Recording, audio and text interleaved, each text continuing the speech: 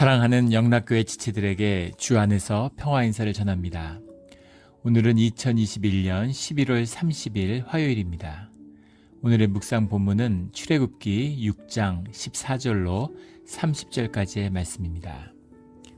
오늘 본문 말씀 14절부터의 말씀은 이렇게 시작합니다. 그들의 조상을 따라 집의 어른은 이러하니라. 이스라엘 장자 루우벤의 아들은 하녹과 발루와 헤스론과 갈미니, 이들은 루우벤의 족장이요. 야곱의 후손이 되는, 특별히 이제 모세와 아론의 조상에 대한 언급이 나오고 있죠. 족보의 이야기를 쓰고 있는 겁니다. 구약에 보면 이 족보가 여러 번 나오는데 우리 창세기에도 여러 번 나왔죠. 주님이 이 족보를 굉장히 중시 여기세요. 신기하죠. 우리 한국 민족도 이 족보를 아주 중시 여기는데 이스라엘 이 민족도 굉장히 족보를 중시 여깁니다. 아주 예외적인 경우에요. 아마 이런 민족이 이스라엘하고 한민족밖에 없지 않을까 싶을 정도로 특이한 이런 공통점이 있습니다. 그런데 성경에서 말하는 이 족보의 의미라고 하는 것은 주님의 구속사를 보여주고 계시는 거죠. 우리는 현대의 어떤 모더니즘, 인디비주얼리즘 이런 데 빠져 있기 때문에 개인을 기초로 보는 거죠. 그래서 내가 구원받았나? 왜 나를 부르셨을까? 이렇게 생각하지만 주님은 우리를 볼 때 나를 보는 게 아니라 가족 중에 있는 한 가족으로 우리를 바라보신다라는 겁니다. 교회라는 공동체를 통해서, 가족이라는 공동체를 통해서 우리를 바라보시는 거죠. 당연하겠죠. 육신이라고 하는 것은 우리를 육적으로, 눈으로, 현상적으로 구별하는 단위지 우리의 본질은 심령이죠. 영은 하나인 것입니다. 영이 묶여 있는 거죠. 그래서 영을 단위로 본다면 가족을 단위로, 교회를 단위로 주님이 바라보시는 것이 얼마나 자연스러운 것인가 하는 걸 보게 되는 거죠. 주님이 나를 왜 구원하셨을까? 나를 왜 불러주셨을까? 나만 불러낸 게 아니라 나를 통해서 우리의 가족을, 모든 가족들을 구원하기를 원하시는 거죠. 그래서 가족을 부르시는 겁니다. 가족의 구원 가운데 주님의 뜻이 있는 것이죠. 그래서 주님이 누군가를 불러내시고 또 누군가를 부르실 때 그 깊은 의미 가운데는 그 기도와 영으로 하나 되어 있는 그런 가족의 구원, 가족의 부르심이 있다라는 것. 우리 성경을 보면 구약 전체는 가족의 이야기죠. 가족을 구원하는 이야기입니다. 신약의 전체는 교회를 구원하시는 이야기죠. 교회의 이야기입니다. 그래서 가족과 교회를 통해서 주님의 구원의 역사가 풀려나는 것을 보게 되죠. 그래서 가족의 의미, 나는 느끼지 못하지만 가족의 의미라고 하는 것은 그만큼 귀한 것입니다. 결혼을 하게 되는데 우리 믿음의 가정, 믿음의 자녀와 함께 그 가정을 이룬다는 게 참 소중하고 중요하죠. 근데 젊었을 때는 그 의미를 잘 모르죠. 내가 좋아서 둘이 만나서 결혼하는 것 같지만 그게 아니죠. 가족과 가족이 만나는 것입니다. 특별한 정신적인 어떤 반전의 계기가 없으면, 신앙적인 계기가 없으면 대개 모든 사람들은 다 부모의 삶을 반복하게 돼 있어요. 그 영적인 묶임이죠. 내가 의식적으로 그것을 거부하던 거부하지 않던, 그렇게 부모의 깊이 이렇게 어태치되어 있는 것이 우리 사람들의 삶의 자리죠. 그래서 부모가 누구인가, 누구의 자녀인가 하는 것이 굉장히 중요한 것입니다. 물론 그게 전부는 아니죠. 또 주님의 신앙 가운데서, 주님의 믿음 가운데서 주님이 새롭게 하시는 반전의 역사가 있습니다. 그래서 우리가 근본적으로는 주님의 자녀고 하나님의 자녀라고 하는 사실을 깨닫게 되는 것, 이것이 인생의 반전이죠. 그러나 그럼에도 불구하고 우리가 한 가족 가운데 한 영으로 그 안에서 자라났다고 하는 것이 지문처럼 우리의 인격과 우리의 삶을 이루는 중요한 근간이다 하는 것을 보게 됩니다. 그래서 그런 구원의 역사 가운데 우리가 놓여 있는 것이죠. 그래서 주님이 중요한 시기에 이 족보에 대해서 말씀하신다. 성경이 족보에 대해서 이야기한다라는 건 주님의 구속사 가운데서 가지는 그 의미, 그 소명의 참뜻을 발견해야 된다라는 그 소명이 들어있는 거죠. 그래서 모세와 아론의 사명, 지금 주님이 실망한, 지금 주님의 말씀을 처음 받고 한번 전했다가 그 바로의 모진 박해를 받고 의기소침해지고 의욕이 완전히 상실돼 버린 그 이스라엘 민족에게, 히브리 민족에게 다시 주님의 말씀을 전하고 있는 거예요. 근데 모세가 그것을 받지 못하죠. 지금 히브리 사람들도 내 말을 안 듣는데 지금 애굽 사람들이 제 말 듣겠습니까? 이런 상황입니다. 주님이 거기서 다시 한번 족보를 말씀해 주시는 거죠. 네가 누구인지, 이 구속의 역사가 무엇인지 그것에 눈을 떠야 된다라는 겁니다. 우리도 내가 잘 먹고 잘 살고 삶을 어떻게 연명하고 이런 생존의 굴레에 허덕일 때가 있죠. 본분을 잊어버렸을 때, 소명을 잊어버린 거죠. 그것이 희미해지는 겁니다. 근데 주님이 네가 누구인지, 무엇 때문에 이 땅에 왔는지, 무엇을 해야 되는 사람인지를 분명히 말씀해 주시는 것이죠. 이것이 구약이 말하는 이 족보의 의미입니다. 그 족보를 말씀해 주세요. 14절에는 우리 이스라엘의 장자라고 시작하는 장자 르우번의 이야기를 먼저 다루죠. 15절에서는 시몬의 가족을 언급합니다. 르우벤은 육적으로 장자죠. 르우벤이라는 이름이 라라는 말과 벤이라는 말이 붙은 건데, 라가 본다라는 것이고 벤이 아들이란 뜻이죠. 그래서 아들을 보았다, 보라 아들이다, 이런 의미죠. 르우벤이 첫째 아들이지만 르우벤은 우리 잘 알고 있는 창세기 35장에 나오는 그 아버지의 첩이었던 빌하와의 통간으로 장자권을 상실하게 되죠. 장자권은 이제 막내였던 요셉을 통해서 내려가게 됩니다. 반면에 영적인 의미에서의 장자, 영적인 그런 장자권이라고 하는 것은 이제 유다를 통해서 내려가게 되죠. 그리고 오늘 나오는 중요한 레위 지파의 이야기가 있습니다. 레위 지파는 성전을 관리하고 주님을 섬기는 그런 제사장의 지파죠. 레위 지파에서 모세와 아론이 나왔기 때문에 레위의 이야기를 하기 위한 그런 언급이죠. 그런데 레위가 하늘에서 뚝 떨어진 게 아니라 두 형 르우벤과 시므온에 의해서 셋째 아들로 나왔다라는 언급을 하는 겁니다. 15절에 시므온의 아들들은 여무엘과 야민과 오핫과 야긴과 소할과 가나안의 여인의 아들 사울이니 이들은 시므온의 가족이요. 시므온은 이제 둘째 아들인데 우리 창세기 37장에 보면 요셉을 유난히 미워하는 모습으로 나오죠.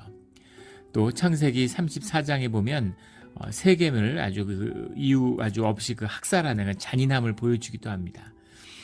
그런데 그 시므온의 자녀 가운데 가나안 여인의 아들이라는 표현이 나와요. 그래서 이제 가나안 여인과의 자녀를 굳이 왜 언급했을까? 두 가지 뜻이 다 들어있죠. 이 이스라엘 족속을 불러내어서 광야를 행진하고 가나안 땅에 들어갔을 때 가나안 여인 간의 통혼을 주님이 경계하시죠. 근데 이 의미는 육적인 의미가 아니라 영적인 의미죠. 세상과 섞이지 말아라, 세상과 구별되어야 된다라는 뜻의 의미입니다. 그런 의미에서 가나안 여인 간의 통혼을 하나님이 금지시키시는 거죠. 그러나 또 우리 이 이스라엘의 역사 가운데 많은 이방인의 이야기들이 나옵니다. 그래서 이스라엘의 이야기가 꼭 혈육의 이야기가 아니라 그 가운데 주님을 아버지로 섬기고 주님의 자녀 되었는가라는 기준에 있다는 것을 알게 되죠. 우리 그것이 6월절의 사건이잖아요. 우리 뒤에 나오게 되는 6월절에 주님의 뜻을 믿고 말씀에 순종하는 자들이 결국 주님의 자녀고 이스라엘이다라는 뜻이 구약 전체에 흐르고 있는 구속사의 뜻이죠. 이중적인 의미가 들어있어요. 그래서 이스라엘의 의미가 혈통적인 의미가 없느냐? 그러면 있습니다. 주님이 그 부모가 누군지, 누구에게서 기도 가운데 자라났는지 하는 것을 중요하게 보시죠. 야곱을 축복하시기 때문에 야곱의 자녀들이 축복받는 것입니다. 그러나 그러면 야곱의 피만 이었으면 아브라함의 후손이면 다 축복받는 것이냐? 그렇지 않다는 것이죠. 주님을 믿고 주님의 자녀되고 주님께 돌이키는 자들, 그 자들이 주님의 자녀다라는 그 뜻이 들어있는 겁니다. 그 의미가 가나안 여인의 아들이라고 하는 이 언급 가운데 들어있는 것이겠죠. 우리가 혈통적으로는 아브라함의 자손이나 야곱의 자손일 수가 없죠. 그러나 우리가 믿음으로는 또 주님의 자녀되었다는 의미에서는 이 구속사에서 중요한 주님의 자녀된 자들이죠. 우리 이 구속의 의미를, 이 주님의 구원의 참된 뜻을 마음에 새기고 은혜 가운데 살아가는 우리 모두가 되기를 주의 이름으로 축원합니다. 그리고 16절에 레위의 이름이 나오는 겁니다. 오늘 이제 많은 족보가 나오는데 핵심은 레위, 고핫, 아므람으로 이어지는 거죠. 레위, 고핫, 아므람, 모세, 아론 이렇게 이어졌다. 그 족보를 이제 보여주기 위한 이제 언급이죠. 그래서 12지파를 다 언급하지 않고 레위 지파와 자손들을 이제 집중적으로 소개하고 있는 겁니다. 16절에 레위의 아들들의 이름은 그들의 족보대로 이러하니 게르손과 고핫과 무라리요. 레위의 나이는 137세였으며 오늘 이 고핫과 이 레위, 고핫 그리고 아므람이 이 족보의 주인공이라고 하는 것은 이제 모세를 중심에 두고 모세를 주님이 부르기 위한 역사의 섭리가 이렇게 진행되었다라는 걸 보여주고 있는 거죠. 나이가 소개된 사람이 레위와 고핫과 아므람 이 세 사람이에요. 레위의 나이는 137세였다라는 것이 16절에 나오고 18절에서는 고핫의 나이는 133세였다 이렇게 나옵니다. 그리고 20절에는 아므람의 나이는 137세였으며 세 사람의 나이가 있는데 유난히 장수했다는 사실을 알 수 있죠. 그의 아들 이제 모세도 120세까지 살았죠. 근데 이 나이의 의미는 창세기 15장에 나오는 16절에 나오는 4대에 이르러서 가나안에 귀환되게 된다라고 하는 그 말씀이 성취되었다라는 것을 보여주기 위한 것이죠. 말씀하기 위한 것입니다. 400년이 지났는데 4대밖에 지나지 않았다고? 이들이 다 130 몇 세를 살았기 때문에 이 4대를 합쳐보면 500년이 넘죠. 레위가 장성에서 애굽으로 들어왔고 그리고 또 이제 아브라함의 나이가 80대에 부름을 받았으니까 주님이 불러낼 때 이미 400, 30년이 훌쩍 흘렀음을 우리가 짐작할 수 있죠. 그래서 주님의 말씀이 이렇게 성취되었다라는 분명한 증거를 보여주고 있는 겁니다. 이 증거가 없었으면 이게 앞뒤가 안 맞는다, 말씀이 안 맞는다, 또 이런 게 많았을 거예요. 근데 그 말씀이 틀림없이 주님 가운데 성취되었음을 분명히 증거하고 있는 거죠. 근데 성경의 말씀이 무슨 밑 앞에 예언되었기 때문에 그 말씀이 그 앞에 일을, 뒤에 이루어질 일을 미리 예언하고 그 일이 성취되는 것이냐, 그런 의미가 아니죠. 그것은 우리가 현상 가운데 보는 이 4차원의 시공간 안에 갇혀있는 우리 안에서의 시간의 흐름일 뿐입니다.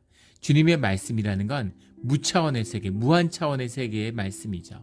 그 차원을 뛰어넘는 과거와 현재와 미래가 없는 그 말씀이 우리에게 선포되는 그 순간에 이미 과거와 현재와 미래 모든 가운데 성취된 분명한 역사라는 것을 우리에게 증거하는 것이죠. 그래서 주님이 우리에게 말씀하셨다. 너희가 이런 축복을 얻게 될 것이다. 라고 말씀하시는 것은 그 말씀이 이미 주님 안에서 우리의 삶의 자리에서 성취된 것이에요. 우리가 경험하지 못하고 우리의 시간관 안에 현상으로 만나지 못했을 뿐입니다. 주님 안에서는 이미 성취된 사건이죠. 그래서 아브라함은 주님의 때에 이루어진 것을 미리 보고 기뻐했다라고 성경은 말씀하고 있죠. 그래서 우리가 지금 육신은 여기에 속해 있지만 우리의 영이 여기에 묶여 있는 것은 아니니까 영적으로서는 주님이 주시는 축복의 말씀을 붙잡고 그것이 성취됐음으로 인해 감사하는 것이죠. 그것이 말씀이 선포되고 예언이 성취되는 참된 뜻입니다. 주님의 축복의 말씀을 받고 그 성취된 말씀 가운데 미리 기뻐하며 그 믿음의 확증으로 살아가는 우리 모두가 되기를 주의 이름으로 축원합니다. 이것이 말씀의 참된 뜻인 거죠. 레위의 아들들의 이름은 그들의 족보대로 이러하니 게르손과 고핫과 무라리요. 레위의 나이는 137세였으며 게르손의 아들들은 그들의 가족대로 림나와 시므이요. 18절에 고핫의 아들들은 아므람과 이스라엘과 헤브론과 우시엘이요. 고핫의 나이는 133세였으며 그렇게 족보가 이어갔다는 거죠. 무라리의 아들들은 미훌리와 무시니니 이들은 그들의 족보대로 레위의 족장이요. 20절에 아므람은 아므람의 세대에 내려오는 거죠. 그들의 아버지의 누이 요게벳을 아내로 맞이하였고 그는 아론과 모세를 낳았으며 아므람의 나이는 137세였으며 아버지의 누이라는 말은 이제 고모라는 얘기죠. 그래서 아므람이 고모와 요게벳은 이제 모세와 아론의 어머니인데 아버지의 누이 고모와 결혼했느냐라는 것이 이제 하나 도전이 됩니다. 고모하고 결혼했다, 근친혼을 했다는 얘기죠. 근데 고모라는 것이 우리가 지금 느끼는 그런 아버지의 누이의 느낌은 아니었겠죠. 왜냐하면 고핫의 자손만 8천여 명에 이르렀다라는 것이 뒤에 말씀에 보면 나오기 때문에 이것이 뭐 그런 고모의 우리가 지금 느끼는 이런 가족의 의미는 아닐 겁니다. 그런데 이것이 이제 약간 논란이 될 수 있죠. 왜냐하면 레위기 18장 12절에 보면 이제 그 히브리 사람들은, 이스라엘 사람들은 근친혼을 금지하고 있기 때문입니다. 근친혼이라는 것이 역사 가운데 뿌리 깊었어요. 중세 유럽의 역사를 봐도 뭐 사촌끼리 결혼하고 왕족끼리 서로 결혼하죠. 유럽뿐 아니라 전 세계에서 일반적인 현상입니다. 로얄 블러드, 블루 블러디드, 이런 귀족들, 이런 사람들은 자기들끼리 고귀한 가문끼리 결혼을 해야 되기 때문에 근친 결혼을 하는 것이죠. 근데 그것을 일찍이 이 이스라엘 민족은 그것을 이제 모세의 율법으로 금지했습니다. 그들이 이제 그 근친혼이 가져오는 유전적인 질병의 의미, 이런 것을 과학적으로 이해한 것은 아니겠죠. 근데 하나님이 금지시키셨어요. 이건 창조의 섭리 가운데 있는 것이죠. 그래서 신기하게도 뭐 주님의 뜻 가운데 있는 것이니까 당연한 것이겠지만 이것을 금지시키는 모세의 율법으로 간직한 것이 이 이스라엘의 민족이죠. 그런데 어떻게 모세가 아버지의 누이 요게벳을 아내로 맞이했을까라는 의미인데, 우리 창세기에도 모세의 율법이 정립되기 전에는 근친혼들을 했음이 여러 번 이제 기록에 나와 있죠. 그래서 그런 의미로 아직 모세의 율법이 주어지기 전이니까 그런 의미로 받아들일 수도 있고, 또 다른 의미에서는 사실은 이 말씀 자체가 도다토브라고 하는 말인데, 도다라는 말과 토브라는 말이 붙은 거죠. 도드라는 말이 도다토브라는 말이 이제 도드라는 말이 고모라는 말이 됩니다. 동시에 beloved 이런 뜻도 돼요. beloved, 도다토브라고 하면은 고모라는 뜻도 되지만 사실은 사랑받는 자녀, 주님의 사랑받는 자녀, 이런 말도 됩니다. 요게벳은 마리와 헤나와 더불어 성경이 소개하고 있는 대표적인 현모의 상징 같은 인물이죠. 그래서 도다토브를 꼭 고모로 볼 수 있느냐, 이렇게 논란이 될 수도 있습니다. 그러나 사실은 이 레위의 전통 가운데 쓰여진 이 나중에 출애굽기 이런 걸 기록한 사람들이 다 레위인들이잖아요. 레위의 지파의 전통 가운데 있는데 이 모세의 율법에 어긋나는 이 사실들을 물론 모세가 이 오경을 썼다라고 하는데 모세가 앉아서 펜으로 쓴 게 아니죠. 그 말씀이 레위 지파 가운데 기록되어 있는데 그들이 이것을 굳이 기록했다는 것, 이 의미가 무엇일까라는 것이 이제 깊이 음미할 대목이 되는 거죠. 여기서 또 하나 볼 수 있는 것은 고모였다고 한다면 또 고모였다고 할 수 있겠죠. 근데 이런 것을 빠지지 않고 기록하는 것이 성경의 전통이라고 하는 겁니다. 모세의 율법을 어긋났기 때문에 기록했을 수도 있다는 의미죠. 그런 성경의 대표적인 특징이죠. 아주 추악한 이야기들, 뭐 유다의 이야기, 루벤의 이야기, 이런 뭐 아버지의 첩과 또 며느리와 통간하는 이야기, 이런 추하고 이런 부끄러운 얘기들을 어떻게 기록할 수 있겠어요? 그런 얘기가 있어도 다 지우고 없앴을 것 같은데, 성경의 본질, 성경에 흐르는 가장 중심에 흐르는 본질이 진실에 있다는 것을 말씀하고 있는 거죠. 주님이 우리가 죄가 없어서, 우리가 죄 안 지어서 우리를 만나주시는 게 아니죠. 죄인이기 때문에 우리를 긍휼히 여기시고 죄인인 우리를 용서하고 만나주시는 겁니다. 주님이 문제 삼는 건 우리의 죄가 아니에요. 죄인인데 우리 주님이 죄를 용납하시고 용서하여 주신 것입니다. 근데 주님이 거짓을 용납하지 않으세요. 그래서 죄진 사람은 받아들이지만 거짓말하는 자, 거짓의 사람은 절대 용납되지 않습니다. 그것이 세리와 창기는 주님이 받아주시지만 바리새인과 사두개인을 받아들여 주시지 않는 그 의미죠. 그런 의미에서의 그 진실함, 모든 죄를 낱낱이 주님 앞에 숨김없이 쓰고 있는 그런 성경의 기록의 특징인 것입니다. 이 깊은 뜻을 만나야 되는 거죠. 깊은 뜻입니다. 주님이 우리 죄 지었다고 뭐라 그러시는 것이 아니라 죄를 짓고 돌이키지 않는, 죄를 짓고 회개하지 않는, 더 나아가서 종교의 거짓으로 회칠하고 종교의 의로 자기를 꾸미는 것, 이런 일들은 절대 주님으로부터 용납될 수 없다는 겁니다. 신앙이라고 하는 것은 진실함, 정직함이죠. 그뿐이에요. 정직함으로, 진실함으로, 자원하는 심령으로 주님 앞에 나오는 것입니다. 이것이 신앙의 중심이라는 뜻이 성경의 기록 가운데 들어있는 것이죠. 우리 역사를 보면 알 수 있잖아요. 우리 대한민국의 역사를 봐도 제가 중학교 때 역사 전서라는 전집이 집에 있었는데 20권짜리 한 1000페이지씩 되는 책이 20권으로 된 굉장한 전집이었습니다. 그거를 열심히 읽었어요.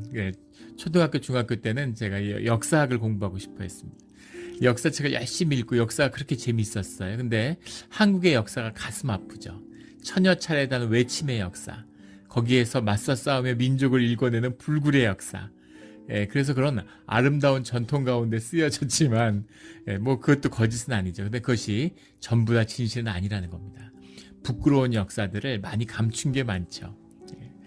그 역사책에서 뭐 읽었던 대표적으로 기억나는 거짓은 임진왜란 때 이 왜군이 와서 우리 도성을 불살랐다, 이렇게 기록되어 있던 걸 봤던 기억이 나요. 아, 일본 놈들이 나쁜 놈들, 외놈들. 그런데 나중에 내 대학에 가서 조선 왕조 실록을 읽게 되면서 거기에 보면 기록이 분명히 나와 있죠. 왜군이 들어오기 전에 한양성에 이미 불이 났습니다. 왕이 궁성을 버리고 도망가니까 성남 백성이 궁에다 불을 지른 것이죠. 근데 그런 걸 자꾸 속이는 거예요. 부끄러운 역사죠.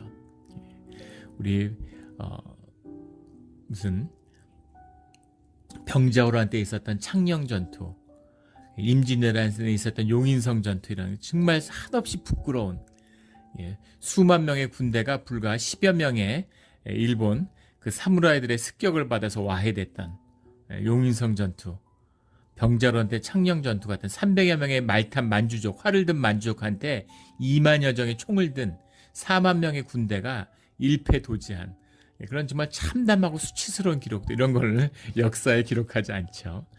역사에 다 이렇게 왜곡하고 속이는 것입니다. 그나마 다행인 것은 그 유교의 또 귀한 유산일 수도 있는데 왕조 실록 같은 데는 다 기록했다는 거예요. 왕의 이야기, 부끄러운 이야기, 수치스러운 이야기도 전부 다 기록에 남겼죠. 그것이 그래도 우리 한민족이 가지고 있는 아주 중요한 또 그런 좋은 귀한 유산입니다. 일본의 역사 이런 건 뭐 완전히 소설이죠. 다 그걸 꾸며내고 속여가지고 일본의 뭐 고사기, 일본서기 이런 걸 읽어보면 3분의 2가 우리나라 이야기죠. 그래서 한민족과 일본 민족이 얼마나 깊이 얽혀 있는지, 일본의 역사가 한국의 역사예요, 사실은. 근데 이제 백제가 멸망한 다음에 백제 도레인들이 이제 일본 천황 가니까 자기들이 그 충격이 어마어마한 거죠. 신라에 대한 적대감이 사실은 역사적으로 한일 갈등의 시작이다, 이렇게 볼 수도 있겠죠. 그러니까 백제를 멸망시키고 자신의 뿌리를 도륙한 그런 신라를 용서할 수 없는 것이죠. 그런데 백제가 자신의 고향이었다는 걸 받아들이는 일본, 자기네 고향에 조문할 수 없고, 그 당시에 이제 그 종교적인 양상에서는 조상의 제사를 지낼 수 없다는 것, 조상의 묘에 분양을 할 수 없다는 건 뭐 정신적으로 엄청난, 받아들일 수 없는 충격이죠. 그래서 일본의 역사를 새롭게 조작하고 새롭게 만들어낸 것이 이제 일본서기와 고서기죠. 완전한 조작이에요. 그럼에도 조작의 그 소재가 되었던 그런 이야기들은 전부 다 이제 삼국사기나 이런 데가 겹치는 거죠. 뭐 우리가 아는 뭐 연개소문의 이야기, 자녀들에게 남긴 유언의 이야기, 이런 것이 우리 삼국사기나 삼국유사에 나오는 이야기가 아니라 일본 서기에 나오는 내용이죠. 그렇게 역사들을 이렇게 아름답게 꾸미고 싶은, 왜냐하면 그 경험이 자기니까, 나니까, 내 에고, 내가 에고를 만들어서 내 과거와 내 기억을 꾸미잖아요. 거짓으로 조작을 하죠. 그런 것처럼 민족도 과거의 역사를 조작해서 자기 자신을 꾸미는 겁니다. 그런데 그 꾸밈이 없이 있는 그대로의 역사, 이 부끄러운 모습을 주님 앞에 고백하는 것, 이것이 신앙과 믿음의 전통이다라는 것이 이 족보 가운데 담겨 있는 것이죠. 이런 주님의 안에서 늘 진실한 이 믿음의 전통을 결코 잊지 않는 우리 모두가 되기를 주의 이름으로 축원합니다. 21절, 22절은 이제 아므라함의 형제들에 대한 이야기죠. 이스할의 아들들은 고라와 네벡과 시그리요. 이 중에 고라는 나중에 하나님의 멸망을 받는 그런 족속이 됩니다. 우리 민수기 16장에 나오는 하나님의 뜻을 대적하다가 주님께 멸망을 받게 되죠. 이것만 봐도 그 혈통 가운데서 주님을 대적하는 자들이 나오잖아요. 이런 걸 보면 분명히 주님에게 순종하고 말씀과 함께하는 자들이 주님의 자녀다라는 것을 볼 수 있는 거죠. 22절에 우시엘의 아들들은 미사엘과 엘사반과 시드리요. 23절에 아론은 암미나답의 딸 나손의 누이 엘리세바를 아내로 맞이하였고 그는 나답과 아비후와 엘리아살과 이다말을 낳았으며 이다말이 나중에 제사장의 직분을 이어가게 되는 이다말의 자손이라고 하는 이다말이죠. 그 아비후 같은 형제인데도 아론의 자식인 아비후는 제사를 잘못 드렸다가 잘못된 불로 분향을 드리다가 죽음을 맞게 되는 그런 또 족속이죠. 그래서 같은 핏줄에서도 이런 구별이 주님의 뜻을 분별하고 주님에게 순종하는 자들의 의미가 계속 구별되고 있다는 걸 보게 됩니다. 24절에 고라의 아들들은 아실과 엘가나와 아비아삽이니 이들은 고라 사람의 족장이요. 25절에 아론의 아들 엘리아살은 부디엘의 딸 중에서 아내를 맞이하였고 보면 엘리아살이나 또는 아론이나 드물게 처가 소개되어 있죠. 굉장히 가부장적이고 남자 중심의 족보가 소개되고 있는 것 같지만 그 가운데에서도 이 제사장의 직분을 이어가는 자들에게는 그 아내가를 분명히 밝히고 있어요. 그러니까 이방인의 아내나 그 결혼이 이제 주님의 뜻 가운데 이루어진 것이다 라는 것을 이제 분명히 말씀하고 있는 것이죠. 그는 비느하스를 낳았으니 비느하스는 우리 비느하스의 언약이라고 알려져 있는 뒤에 이제 우리가 나누게 될 민수기 25장 10절부터 13절에 나오는 음행을 척결하고 주님의 칭찬을 받는 그 여호수아를 이제 기쁘게 하는 그런 그 비느하스죠. 뒤에 이제 대제사장을 맡게 되는 그 비느하스입니다. 여호와의 뜻을 여호와를 기쁘게 하는 그런 비느하스가 나오죠. 또 엘르아살도 이제 대제사장이었고 그 대제사장이 이제 비느하스에게 이어지는 그런 족보 가운데 있습니다. 이들은 레위 사람의 조상을 따라 가족의 어른들이라. 이스라엘 자손을 그들의 군대대로 애굽 땅에서 인도하라 하신 여호와의 명령을 받은 자는 아론과 모세요. 그러니까 그 모세와 아론이 주님의 뜻을 부름 받은 그 이야기 가운데 그들의 부르시는 주님의 뜻, 구속의 역사가 무엇인가 하는 것을 보여주고 있는 거죠. 그것을 이 기록 가운데 이제 첨가해서 쓰여진 것입니다. 26절에 이스라엘 자손을 그들의 군대대로 애굽 땅에서 인도하라 하신 여호와의 명령을 받은 자는 아론과 모세다라는 걸 분명히 하고 있죠. 그의 군대대로라고 하는 의미, 군대로 불렀다. 그들이 군대다라는 건 그들이 목적의 이끌림을 받고 있다라는 거죠. 군대라는 것은 무리와는 다르죠. 조직화되어 있다는 겁니다. 조직화되어 있다는 이야기는 그들이 purpose driven, 목적과 사명에 따라 부름을 받은 자다. 그들에 따라서 소명이 그들의 본분이 된 자들이다라는 것이 군대죠. 그래서 군대라고 하는 건 가장 조직화되어 있는, 가장 목적의식이 분명한 그것이 군대죠. 또 순종하고 명령에 따라서 그 체계가 분명한, 또 싸우는 것, 그게 소명의 군대잖아요. 단순히 따라잡는 자들이 아니라 지키는 자들, 싸우는 자들이다. 이런 의미가 군대 안에 들어있죠. 귀신이 들렸는데 저들이 군대다라는 게 이제 무리다라는 것이죠. 근데 그냥 단순한 무리가 아니라 조직화된 무리다. 소명에 부림받은 무리다. 지도를 받고 있는 지도자 아래에 있는 무리다. 그런 의미가 들어있는 거죠. 군대대로 명령을 받은 자다. 군대대로 애굽 땅에서 인도하라. 이런 주님의 말씀이 있는 거죠. 27절에 애굽의 왕 바로에게 이스라엘 자손을 애굽에서 내보내라 말한 사람도 이 모세와 아론이었더라. 그래서 모세와 아론의 의미는 말씀을 받은 자고 말씀을 선포하는 자들이다. 그들의 권위, 그들의 부름이 주님의 말씀 가운데 있다. 말씀이 그 핵심이다라는 것을 성경이 분명히 증거하고 있는 것이죠. 28절에 여호와께서 애굽 땅에서 모세에게 말씀하시던 날에 29절 여호와께서 모세에게 말씀하여 이르시되 나는 여호와라. 내가 내게 이르는 바를 너는 애굽왕 바로에게 다 말하라 라고 주님의 말씀을 다시 한번 분명히 계시하고 있습니다. 주님의 말씀이 우리에게 이렇게 임하면 우리에게는 순종밖에 없는 것이죠. 그것이 삶의 답입니다. 주님의 말씀을 받아서 그것을 삶으로 우리의 삶이 진정한 소명과 주님의 뜻 가운데 의미가 있고 가치가 있고 살아야 할 이유가 있는 그런 우리의 삶, 오늘 하루가 되기를 주의 이름으로 축원합니다. 아멘. 다 같이 기도드리겠습니다. 하나님 아버지 감사합니다. 우리가 소명에 따라 부름받아서 이 땅에 왔는데 소명을 잃고 우리가 먹고 사는 것에 생존하는 것에 마음을 뺏길 때가 있습니다. 주님의 십자가의 은혜로 우리를 생존의 굴레를 꺾고 우리를 생명의 길로 인도하셨는데 그 본분이 부르심이 점점 흐려져서 먹고 사는 걸 걱정하는 이방인과 같이 된 우리의 모습 가운데 있습니다. 주님 불쌍히 여겨주시고 소명이 회복되는 그 소명에 따라 사는 오늘 하루가 의미 있고 보람되고 가치 있는 주님 안에 기억되는 우리의 삶을 만드는 소중한 하루가 될 수 있도록 함께하여 주시옵소서. 감사드리며 예수 그리스도의 이름으로 기도드렸습니다. 아멘.